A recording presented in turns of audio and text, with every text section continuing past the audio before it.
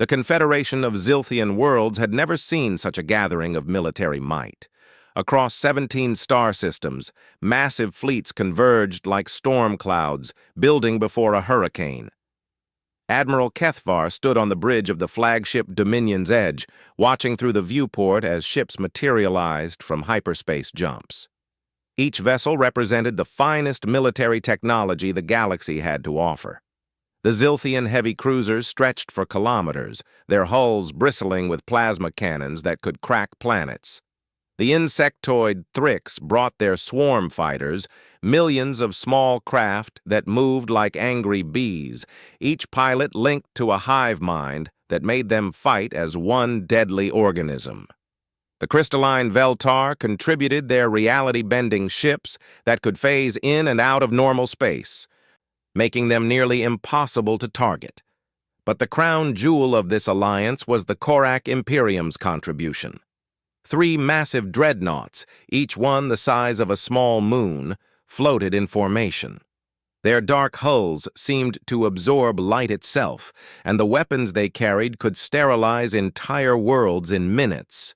The Korak had conquered half the known galaxy with ships like these.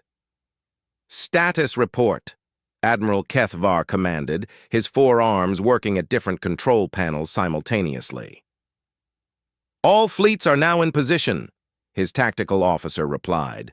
"The Thrix report 3 million fighters ready for deployment. The Veltar have 47 phase ships operational. The Korak dreadnoughts are fully armed and powered." Kethvar's mandibles clicked with satisfaction.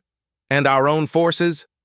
2,000 heavy cruisers, 15,000 destroyer-class vessels, and our entire Marine Corps loaded in assault ships. We have enough firepower to level 100 worlds." The Admiral turned to face the massive holographic display that dominated the bridge's center. It showed their target, a small blue-green world orbiting an unremarkable yellow star.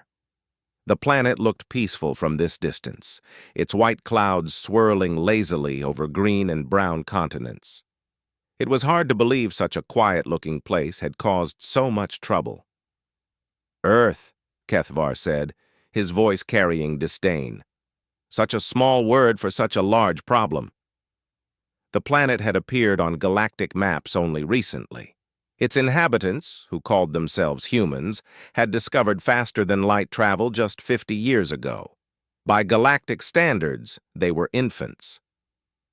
Most species took thousands of years to develop space travel to this level. The humans had done it in what amounted to a cosmic eye blink. That alone would have made them interesting, but not necessarily threatening. The galaxy was full of young species eager to explore the stars. Most of them quickly learned their place in the established order. They would petition for membership in one of the major powers, accept client status, and gradually be absorbed into the galactic community. Humans had done none of these things. Instead, they had begun expanding at an alarming rate. Their ships, primitive by galactic standards, nevertheless managed to establish colonies on dozens of worlds within a few decades. When the Zilthian Confederation sent envoys to establish contact, the humans had been polite but dismissive. "Thank you for the welcome to the neighborhood," their representative had said. "We'll keep your contact information on file." That had been the extent of diplomatic engagement. The humans continued their expansion, ignoring established territorial boundaries and claiming worlds that several powers considered theirs by right. When the Thrix attempted to colonize a system the humans had already claimed, a brief skirmish resulted in the complete destruction of the Thrix colony fleet. The incident might have been overlooked if not for how it happened. The Thrix fleet had consisted of 3,000 ships with crews totaling over 1 million individuals. The human force that destroyed them numbered exactly 12 ships. Investigation of the wreckage revealed that the human vessels used projectile weapons, not energy weapons, not plasma cannons, not reality distortion devices. They threw metal at their enemies. The concept was so primitive it was laughable, except for the fact that it had worked with devastating effectiveness. The Thrix reported that the human projectiles had moved so fast they couldn't be dodged or intercepted. They struck with such force that even heavily armored vessels were torn apart like paper. Worse, the humans had targeted critical systems with surgical precision, suggesting an understanding of Thrix ship design that should have been impossible for a species so new to galactic civilization. That's when the major powers began paying attention to Earth. Further investigation revealed disturbing facts about human society. Their home world was a nightmare by galactic standards. Earth's gravity was nearly twice what most species considered normal. Its atmosphere contained oxygen at concentrations that would be toxic to many races. The planet's weather systems included storms that could level cities and temperature variations that ranged from water-freezing cold to metal-melting heat. Somehow, humans had not only survived in this environment, but thrived. Their bodies were dense with muscle and bone designed to function under crushing gravity. Their cardiovascular systems could process the toxic atmosphere with ease. They could operate effectively in temperature ranges that would kill most galactic species. But physical resilience wasn't the worst part. Humans, it turned out, were natural predators. Most galactic species had evolved from herbivores or scavengers. They had developed intelligence as a means of avoiding conflict and finding food sources. Humans had evolved as hunters. Their entire psychology was geared toward identifying, stalking, and killing other living things. They could track prey across vast distances, work in coordinated groups to bring down much larger creatures, and manufacture weapons specifically designed for taking life. Most disturbing of all, they seemed to enjoy it. Psychological profiles suggested that humans actually found warfare stimulating rather than traumatic. Where most species fought only when cornered and sought to end conflicts as quickly as possible, humans appeared to relish the challenge of combat. They had spent their entire recorded history fighting wars against each other, constantly developing new and more effective ways to kill. When they reached the stars, they brought those instincts with them. The galactic powers had tried negotiation first. They sent their best diplomats to Earth, hoping to find common ground. The humans were always polite, always willing to talk, but they never agreed to anything that would limit their expansion or bring them under galactic authority. "We appreciate your concerns," became a standard human response. "We'll certainly take your suggestions under advisement." Then they would continue doing exactly what they had been doing before. Economic pressure had been tried next. Trade embargoes, resource restrictions, financial sanctions. The humans adapted to each measure with frightening speed. They developed new technologies to replace whatever was denied to them. They found alternative trade partners among minor species that the major powers had largely ignored. They even began providing military protection to these smaller civilizations in exchange for resources and manufacturing capabilities. Within a decade, Earth had become the center of a loose alliance of dozens of minor species. The humans called it the Terran Federation, and it was growing larger every year. That's when the Confederation of Zilthian Worlds decided that the human problem required a military solution. "They're primitives," Kethvar had argued to the Grand Council. "Yes, they're aggressive and unusually resilient, but they lack our technology and experience. One coordinated strike will end this before it becomes a real threat to galactic stability." The other major powers had agreed. The Thrix wanted revenge for their destroyed colony fleet. The Veltar were concerned about human expansion into systems they considered their sphere of influence. The Korak Imperium simply didn't tolerate challenges to their authority. So here they were, the largest military force assembled in galactic history, preparing to teach these upstart humans their place in the cosmic order. "Communication incoming from Earth," the communications officer announced. "They're requesting permission to send a diplomatic envoy to our fleet."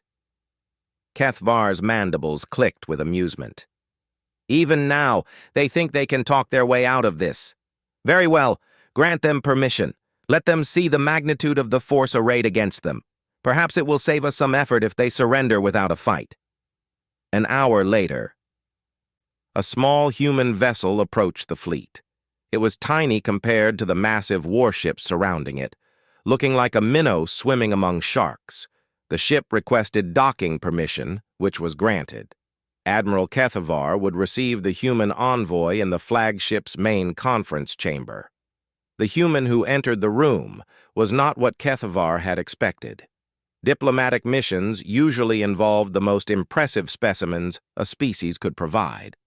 This human was medium-sized for his kind, with graying hair and clothes that looked rumpled. He carried a small case and appeared completely unimpressed by the gathered representatives of galactic military might. "Gentlemen, ladies, distinguished entities," the human said, his tone conversational.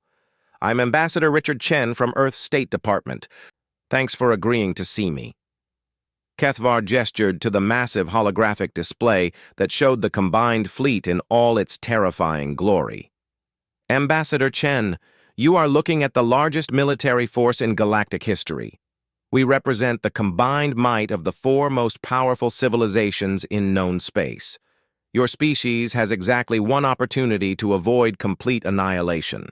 Surrender unconditionally, accept protectorate status under Confederation authority, and agree to population limits and territorial restrictions." Chen studied the display with the same expression someone might use when examining a restaurant menu. "Impressive," he said finally. "Must have taken quite a bit of coordination to get everyone here." "Your response?" The Thrix representative buzzed through its translator. Chen opened his case and removed what appeared to be a small white cylinder and a small metal device. "Mind if I smoke? It's been a long trip." The assembled representatives stared at him. The human was asking permission to engage in some sort of chemical inhalation ritual, while the fate of his entire species hung in the balance. "You may proceed," Kethavar said, curious to see how this primitive creature would react to stress.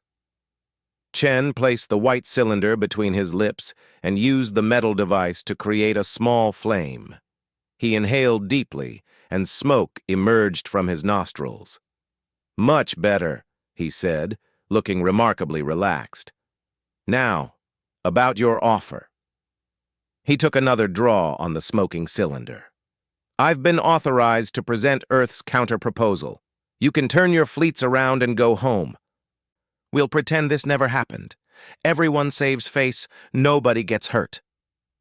The silence in the room was deafening. Even the translation equipment seemed stunned. "You cannot be serious," Kethavar finally managed. "We are offering you the chance to avoid extinction. You respond with demands that we withdraw?" Chen shrugged, a peculiarly human gesture that somehow managed to convey complete indifference. "Look, Admiral, I understand you've put a lot of effort into this show of force. Really, it's impressive. But you're making some assumptions that might not be entirely accurate." "What assumptions?" the Veltar representative asked, its crystalline form resonating with confusion. Chen took another puff on his cigarette. "You assume we're afraid of you. You assume we can't fight back effectively. You assume victory is inevitable for your side." He smiled, and there was something unsettling about the expression. "Those are dangerous assumptions." The Korak Admiral, whose species prided itself on being the galaxy's premier warriors, leaned forward. "Your entire species barely numbers 8 billion. Our fleet carries more than twice that many troops. Your technology is centuries behind ours. Your ships are primitive. Your weapons are laughably obsolete. What possible threat could you pose to us?" Chen's smile widened. "Want to find out?" For the first time since the meeting began, Kethavar felt a small stirring of unease. There was something about the human's demeanor that didn't fit the situation. He should have been terrified, pleading for mercy, offering anything to save his people. Instead, he sat there smoking his chemical cylinder and acting as if he held all the cards. "Ambassador," Kethavar said carefully, "perhaps you don't fully understand the situation. This fleet can reduce your homeworld to molten slag in a matter of hours. Your colonies would fall within days. Your entire civilization would be erased from the galaxy." Chen nodded agreeably. Probably true, if you could get that far. He stubbed out his cigarette and stood up. "Tell you what, gentlemen, I'll give you 48 hours to think about our counteroffer. After that, things might get unpleasant." He headed toward the door, then paused. "Oh, and Admiral Kethvar? You might want to run a sensor sweep of this system, really thorough one. Check all frequencies, all energy signatures, just to be safe." With that, the human diplomat left the conference room, leaving behind only the lingering scent of smoke and a very uncomfortable silence. Kethvar immediately ordered the sensor sweep Chen had suggested. It was standard procedure anyway, but something about the human's tone made it seem urgent. The results came back an hour later. "Sir," the sensor officer reported, his voice uncertain, "we're detecting some unusual readings." "Specify." "Gravity fluctuations at the edge of the system. Energy signatures that don't match anything in our databases. And, sir, we're picking up what might be ship emissions, but they're using some kind of stealth technology we can't identify." Kethvar felt the first real stirring of concern. "How many ships?" "Unknown, sir. The stealth is too effective. Could be dozens, could be hundreds. Maybe thousands." The Admiral stared at the tactical display, trying to make sense of what he was seeing. The humans had claimed this system was lightly defended, with only a small patrol fleet and some orbital defense platforms. If there were hundreds or thousands of hidden ships— "Send a message to all fleet commanders," he ordered. "Increase alert status to maximum. I want every sensor focused on the system perimeter." As the hours passed, the sensor readings became more disturbing. The unknown ships, if that's what they were, seemed to be moving in patterns that made no tactical sense. They would appear on the edge of detection, then vanish completely. Energy readings would spike in one area, then shift to another location light years away almost instantaneously.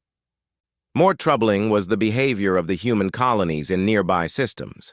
Intelligence reports showed increased communications traffic, ships moving in unusual patterns, and what appeared to be evacuation procedures beginning on several worlds.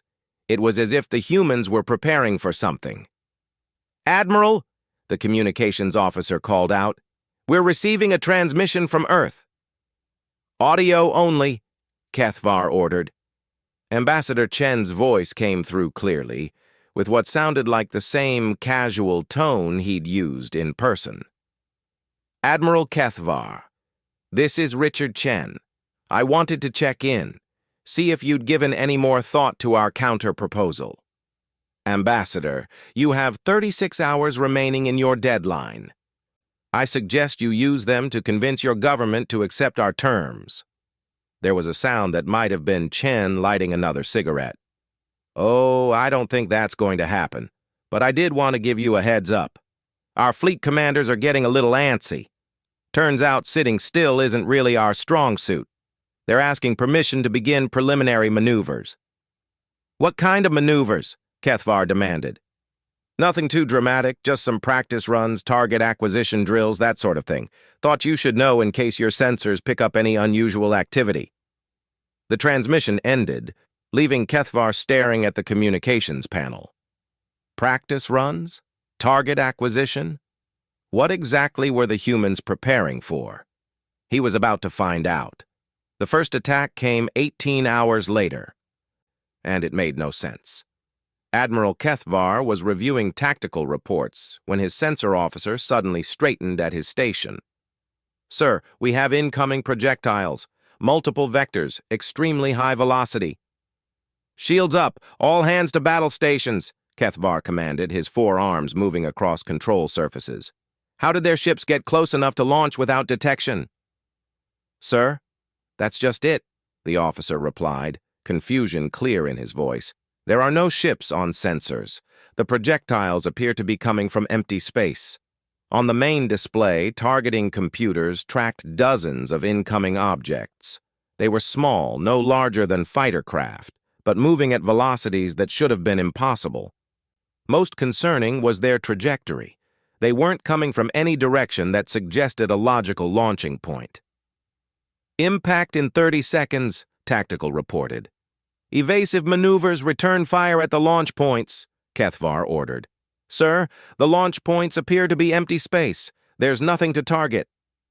The projectiles struck the outer picket ships with devastating effect. The advanced shields that had protected Confederation vessels for centuries simply vanished on contact. The projectiles punched through armor plating like it was paper, and each impact resulted in a complete loss of the targeted ship. In 30 seconds, the combined galactic fleet lost 47 vessels. Report, Kethvar barked. Unknown projectile composition, the science officer responded, data streaming across his screen. They appear to be solid matter moving at approximately 15% of light speed. No energy signature, no guided systems we can detect, just kinetic impact. Impossible. No propulsion system can accelerate solid matter to those velocities without massive energy expenditure. We should have detected the launch signatures from parsecs away. Ambassador Chen's voice suddenly echoed through the bridge speakers. Admiral, this is Richard Chen again. I wanted to apologize for that little demonstration. Some of our younger captains got impatient with the waiting. No major damage, I hope? Kethvar activated the communication system. Ambassador, your forces just destroyed nearly 50 of our ships with weapons we cannot identify, launched from positions we cannot detect. I demand an explanation. Oh, that. Yeah. Sorry about the confusion. Those weren't ships that launched at you. Those were just some of our kinetic interceptors. We call them rocks. Basically, we accelerate chunks of metal to significant fractions of light speed and let physics do the rest. Launched from where? Kethvar demanded. There was the sound of Chen taking another drag on his cigarette. Here and there. We've got launch platforms scattered around the system. Stealth technology, you understand. Hard to spot unless you know exactly where to look.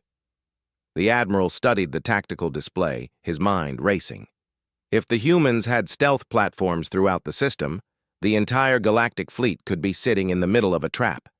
But that was impossible. The humans had only discovered faster-than-light travel 50 years ago. Advanced stealth technology took millennia to develop. Admiral, his tactical officer called out, we're detecting more projectile launches, much larger volley this time. The display lit up with hundreds of incoming tracks.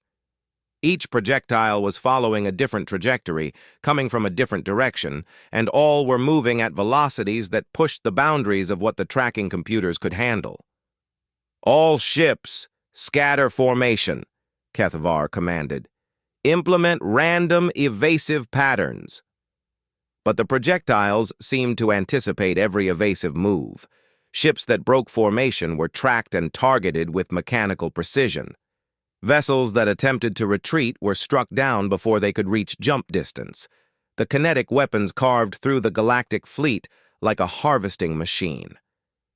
What made it worse was the silence.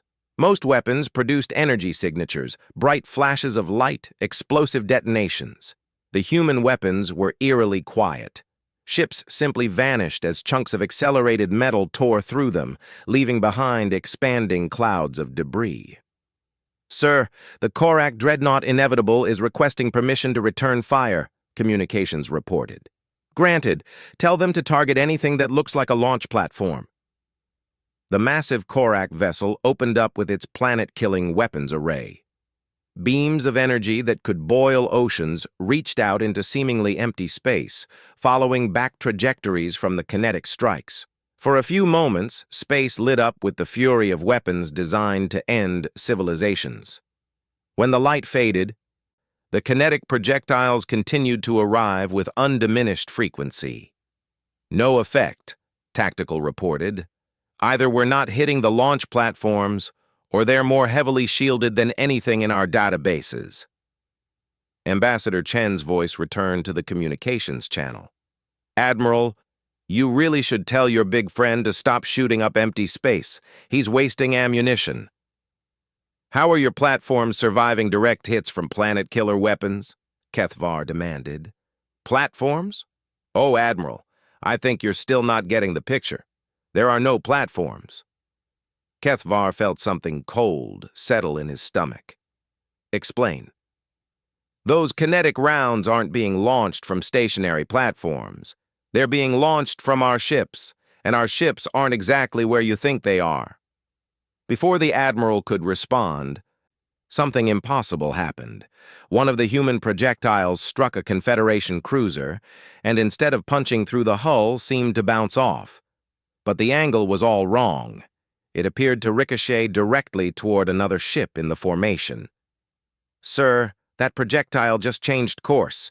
It's tracking the Zilthian heavy cruiser Domination.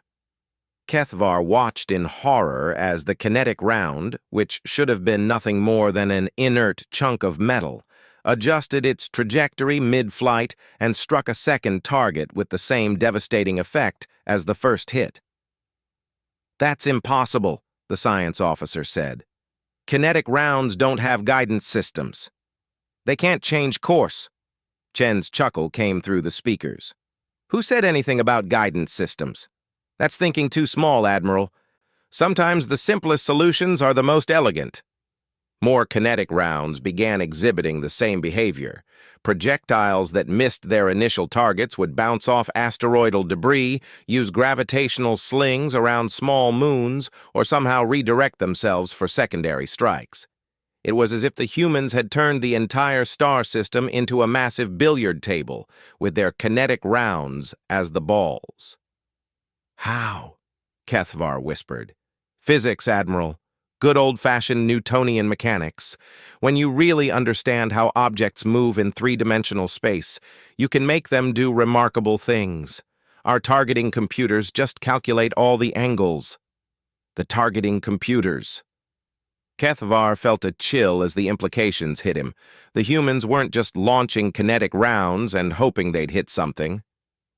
They were calculating complex trajectories that included multiple bounces, gravitational effects, and precise timing. The level of mathematical sophistication required was staggering. All ships, emergency jump, he commanded. Get us out of this system immediately. But as ships began charging their faster-than-light drives, new problems emerged. Several vessels reported that their jump engines were malfunctioning. Others found that their navigation computers were providing conflicting data about safe jump vectors. Sir, something is interfering with our FTL systems, the engineering officer reported. We're detecting broad-spectrum jamming on quantum frequencies. The humans don't have that technology, Kethvar protested. Apparently they do now, Chen's voice interjected. Sorry about the technical difficulties, Admiral. We figured you might try to leave before the main event started. Main event? Well, this has just been the opening act. Showing off a little, testing your reflexes, that sort of thing. But my commanders are telling me it's time to get serious. As if summoned by Chen's words, the sensor displays suddenly came alive with new contacts. Ships were materializing throughout the system, but not in any way that made technological sense. They didn't emerge from hyperspace jumps or drop out of faster-than-light travel. They simply appeared, as if they had been invisible and suddenly chose to reveal themselves. Sir, we're detecting massive energy signatures. Ships are appearing at close range all around our formation. Kethvar stared at the tactical display. There were hundreds of human vessels, and they were positioned with geometric precision around the galactic fleet. Every major ship in the Alliance force was bracketed by at least 3 human vessels. Some of the larger dreadnoughts had a dozen human ships in attack positions, but the human ships themselves were wrong. They were too small to be carrying the weapons needed for space combat, too lightly armored to survive return fire, and moving in patterns that violated everything Kethvar understood about naval tactics. "Admiral," his tactical officer called out, voice tight with stress. "The human ships are closing to point-blank range. They're inside our minimum weapons range." That was impossible. No sane captain would bring his ship within a few hundred meters of an enemy vessel. At that distance, any weapons exchange would result in mutual destruction. The explosion of one ship would take out anything close to it. "They're insane," the Thrix representative buzzed. "They're committing suicide." "No," Chen's voice corrected. "We're getting personal." The human ships opened fire, and for the first time in the engagement, they used energy weapons. But these weren't the plasma cannons or particle beams the galactic powers were familiar with. These were focused laser arrays of incredible intensity, striking with surgical precision at specific points on each targeted vessel. The effect was immediate and devastating. Instead of trying to punch through heavy armor or overload shields, the human weapons targeted critical systems directly. Jump drives, life support, weapon control systems, and communication arrays all went dark within seconds of being targeted. "They're not trying to destroy us," Kethvar realized with growing horror. "They're disabling us." That was worse than destruction. A destroyed enemy was no longer a threat, but a disabled enemy could be captured, interrogated, and studied. The humans were apparently planning to take prisoners. "All ships ramming speed," Kethvar commanded. "If we're going to die, we'll take them with us." But even this desperate tactic failed. The human ships, impossibly agile for their size, danced between the charging galactic vessels like fighters avoiding capital ship weapons. They seemed to anticipate every move, every desperate maneuver, staying always one step ahead of their much larger opponents. Worse, the humans appeared to be enjoying themselves. Communication intercepts picked up human voices coordinating the attacks, and there was laughter in those transmissions. Actual laughter, as if the entire battle was some kind of elaborate game. break off," came one human voice.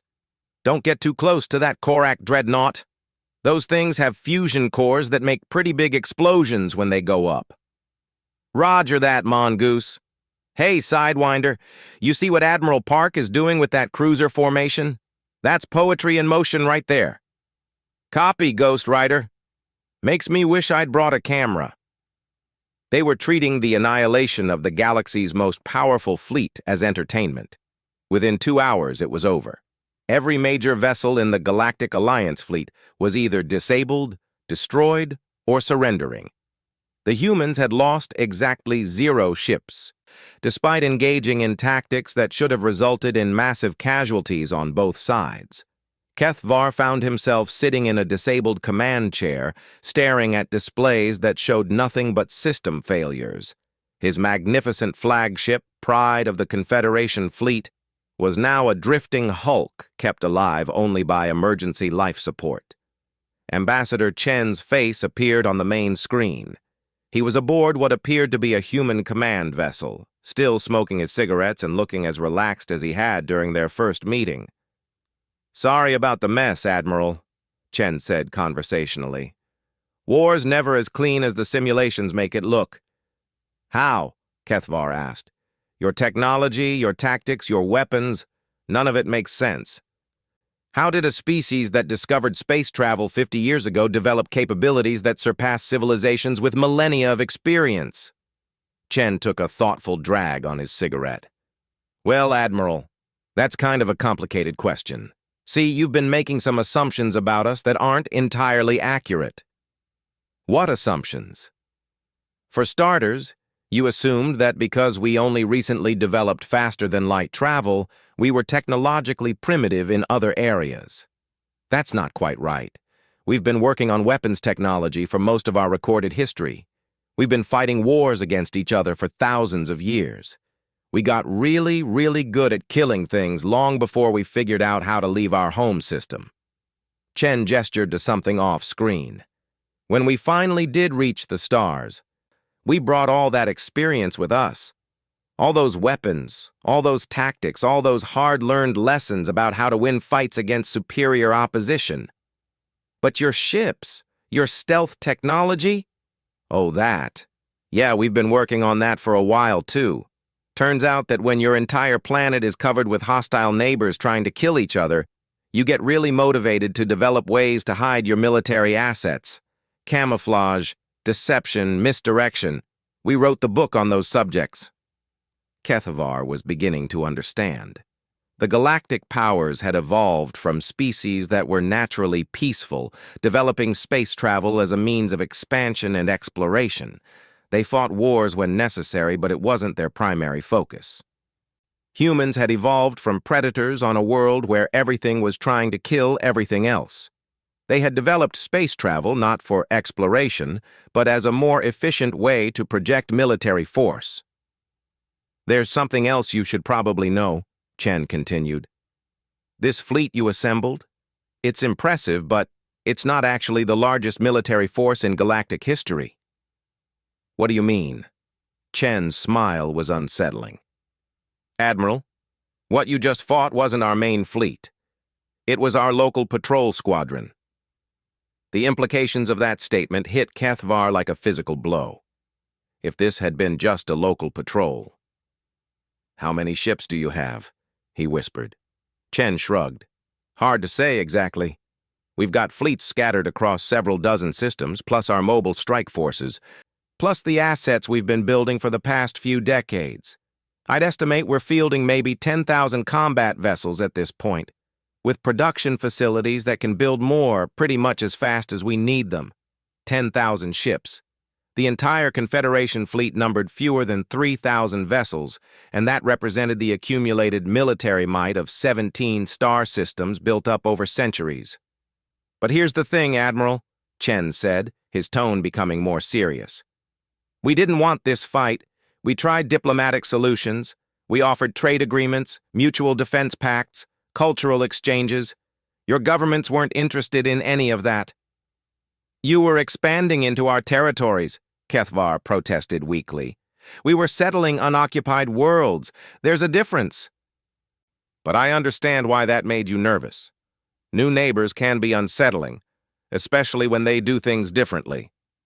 Chen took one final drag on his cigarette and stubbed it out. "So here's what's going to happen next. We're going to patch up your ships and send you home. You're going to report to your governments that the human problem is significantly more complex than they originally thought. And then we're going to start over with the diplomatic process. And if our governments refuse to negotiate?"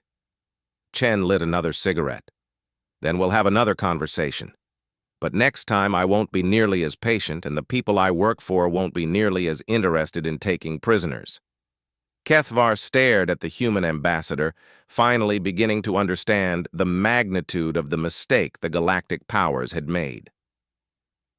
They had assumed the humans were primitive, aggressive, and ultimately controllable. They had been right about the aggressive part. They had been catastrophically wrong about everything else. 3 months after what galactic historians would later call the Battle of Saul, Ambassador Richard Chen sat in a conference room aboard the neutral space station Harmony Point. The station orbited a brown dwarf star in unclaimed space, halfway between Earth and the Confederation capital world. It had been chosen specifically because it belonged to no major power and had facilities large enough to accommodate a full diplomatic summit. Chen was early to the meeting, as always. He used the extra time to review his briefing materials while smoking his customary cigarette. The documents made for interesting reading. In the weeks following the battle, the political landscape of the galaxy had shifted dramatically. The Confederation of Zilthian Worlds had recalled Admiral Kethavar and launched a full investigation into what they were calling intelligence failures. 3 members of the Grand Council had resigned in disgrace. The Confederation's military budget had been increased by 400%, with most of the funding going toward research into human technology.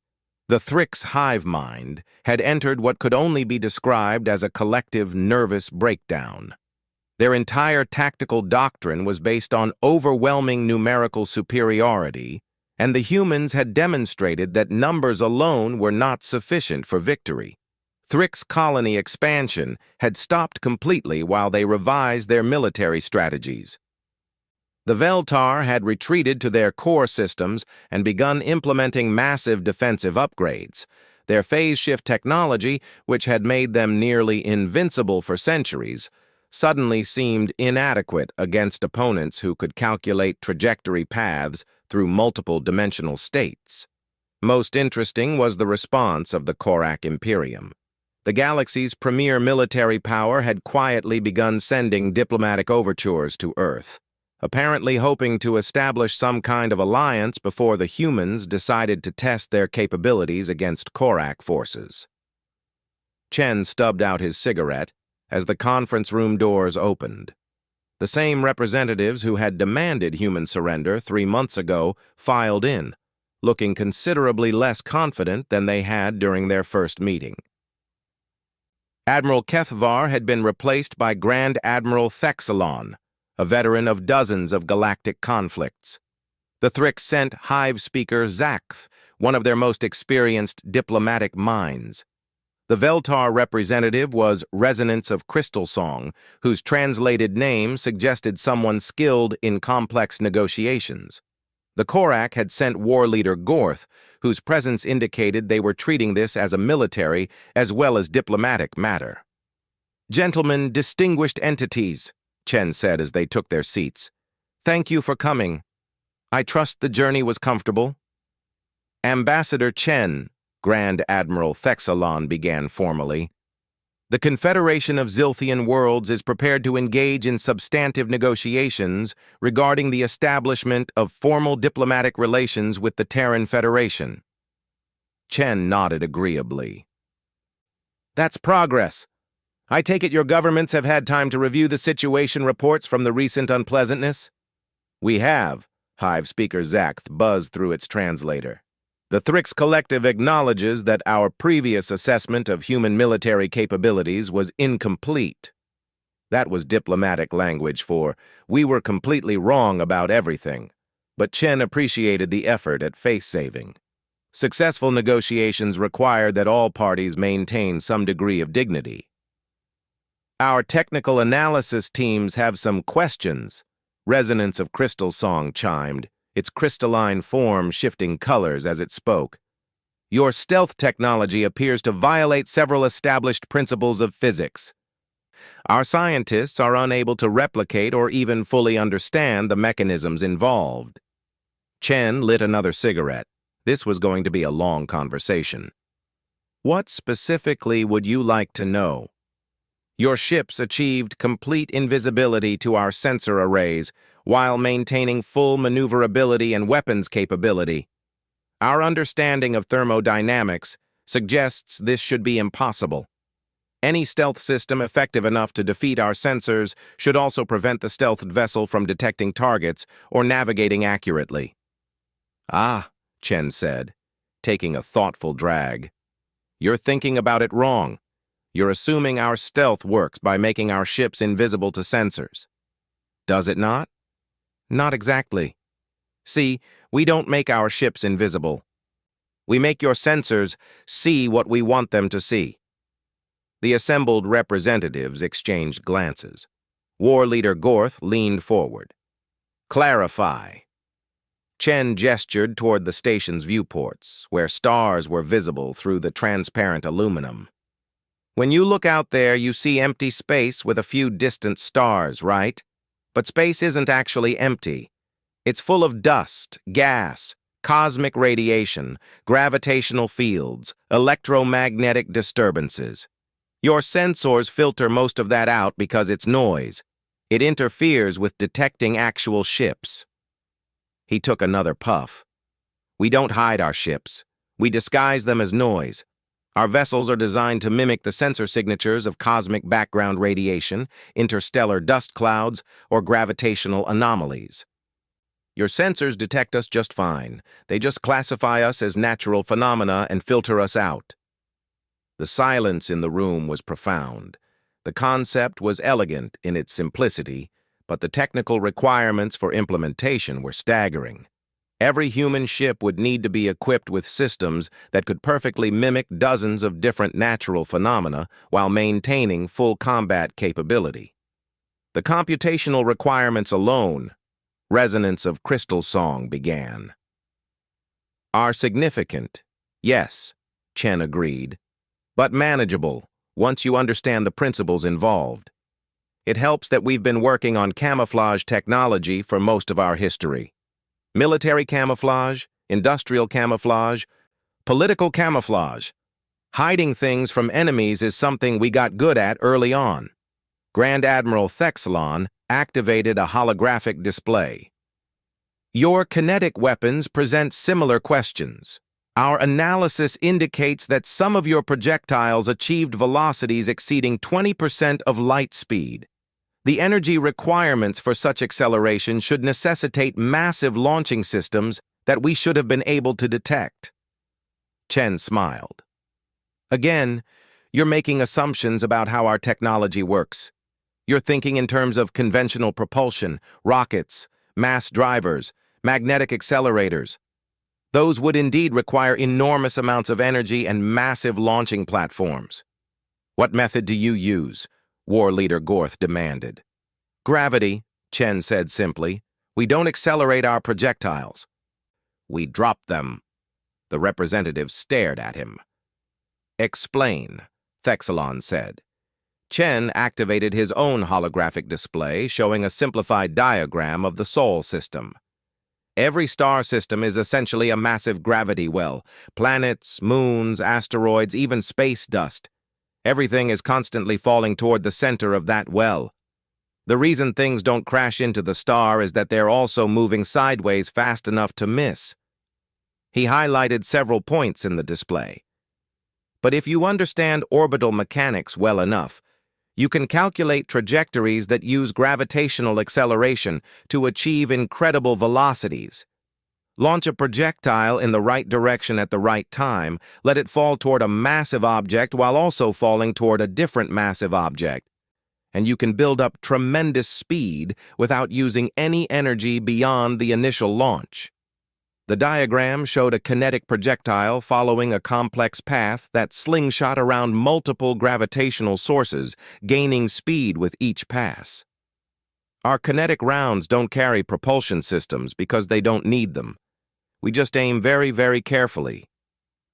The computational requirements for such calculations, Zacht began, are why we developed quantum computers, Chen finished. When you're constantly fighting wars on a planet with multiple nations, all trying to kill each other, you get really motivated to develop better targeting systems. War Leader Gorth studied the tactical implications. Your weapons are essentially impossible to defend against, kinetic projectiles with no energy signature, following unpredictable trajectories launched from positions that cannot be detected. Well, they're not impossible to defend against, Chen corrected. You just need to think about defense differently. Instead of trying to stop individual projectiles, you need to control the gravitational environment. Change the mass distribution in a system, and you change all the possible trajectories. He took another drag on his cigarette. Of course, changing the mass distribution in an entire star system is a pretty significant engineering challenge. You'd need to move planets, redirect asteroids, maybe relocate a few moons. We estimate it would take most civilizations several centuries to complete such a project. The representatives were beginning to understand the scope of what they were dealing with. The humans hadn't just developed advanced weapons technology. They had developed an entirely different approach to space warfare, one that treated entire star systems as weapons platforms. There is another matter, Resonance of Crystal Song said carefully. Our intelligence sources report that human ship construction has accelerated significantly since first contact with galactic civilization. You are building vessels at a rate that should be economically impossible for a species of your population? Chen nodded. That's true. We've been pretty busy. How? Thexelon demanded. Ship construction requires massive industrial facilities, trained crews, rare materials. You would need infrastructure that takes centuries to develop. Would we? Chen asked. Or would we just need to approach the problem differently? He activated another holographic display, this one showing Earth's solar system. You build ships the way your ancestors built them, in massive orbital facilities, using materials mined from planets and asteroids, with crews trained over decades in specialized academies. The display highlighted dozens of structures throughout the system. We build ships the way our engineers build everything, with modular construction, automated manufacturing, and just-in-time production. Explain, War Leader Gorth said. Most of a warship's mass is empty space, Chen explained. Corridors, crew quarters, cargo bays, recreational facilities. You design your ships to be comfortable for crews that might spend years in space. We design our ships to be effective for crews that expect to go home at the end of their shift. The holographic display showed cutaway views of human vessels. They were cramped, utilitarian, and packed with automated systems. Our ships don't have elegant officer quarters or extensive recreational facilities. They have the minimum life support necessary for short-term operations, maximum automation to reduce crew requirements, and modular designs that let us swap out components as needed. This reduces construction time? Zack asked. Dramatically. We can build a destroyer-class vessel in about 6 weeks. A heavy cruiser takes maybe 3 months.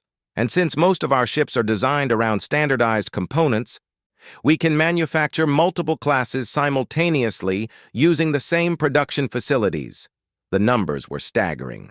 If the humans could build major warships in weeks rather than years, they could scale up their military forces at a rate that would make any extended conflict unwinnable for their opponents. But the resources required, Thexelon began, are available in essentially unlimited quantities, Chen finished. Asteroid mining, gas giant harvesting, solar energy collection. When you're not trying to make your spaceships into comfortable homes, you can focus on making them into effective tools.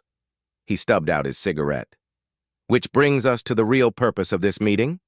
Your government sent you here to negotiate some kind of treaty that would limit human expansion and establish boundaries that preserve the existing galactic order. That's not going to happen. The temperature in the room seemed to drop. Clarify your position, War Leader Gorth said carefully. Chen lit another cigarette. The existing galactic order is based on a few major powers dividing up territory and resources among themselves while keeping everyone else in client status. It's a system that works well for the major powers and terribly for everyone else. It has maintained peace for millennia, Thexelon protested. It has maintained stagnation, Chen corrected. How many new civilizations have achieved major power status in the last 1,000 years? How many scientific breakthroughs have emerged from species outside the established powers? How much cultural or technological innovation has come from civilizations that don't have the resources to compete with the Big Four? He gestured toward the viewport. The galaxy is full of brilliant species with incredible potential who are kept in permanent second-class status because they can't challenge military forces that were established centuries ago. That's not peace. That's suppression. You propose to change this? Resonance of Crystal Song asked.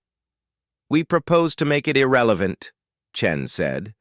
We're not interested in conquering anyone or establishing our own empire.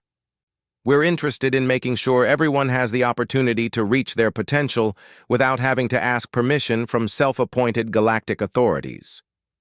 War Leader Gorth's posture shifted into what his species considered a threat display. You would destabilize the entire galactic order. We would democratize it, Chen replied calmly. There's a difference.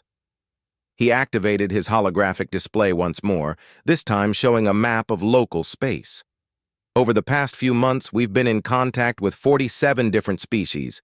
23 of them have technological capabilities that exceed the major powers in specific areas, but they lack the military strength to assert themselves politically. The map highlighted dozens of star systems. We're offering them something simple: mutual defense agreements. They provide specialized technology and manufacturing capability. We provide protection from anyone who might object to them achieving their full potential. The implications were staggering. If the humans could unite dozens of minor species under a mutual defense umbrella, they wouldn't just be challenging the existing galactic order. They would be replacing it entirely. This is unacceptable, Thexelon said. The major powers will not permit such destabilization. Chen took a long drag on his cigarette and smiled. It was not a particularly pleasant expression. Admiral, with respect, I don't think you're in a position to permit or forbid anything. We represent four of the most powerful civilizations in galactic history, War Leader Gorth rumbled. You represent four civilizations that just had their combined fleet defeated by what we consider a local patrol squadron, Chen corrected. Your most powerful civilization's status is based on outdated information. He stood up and walked to the viewport, looking out at the stars. Gentlemen, distinguished entities, we didn't ask for this situation. We tried to work within your existing system. We offered trade, cooperation, cultural exchange. You responded with ultimatums and military threats. He turned back to face them. So now we're creating our own system, one where technological innovation isn't suppressed by entrenched interests, where smaller civilizations aren't kept in permanent client status, where conflicts are resolved through negotiation rather than shows of overwhelming force. And if we refuse to recognize this new system, Zakth buzzed. Chen shrugged.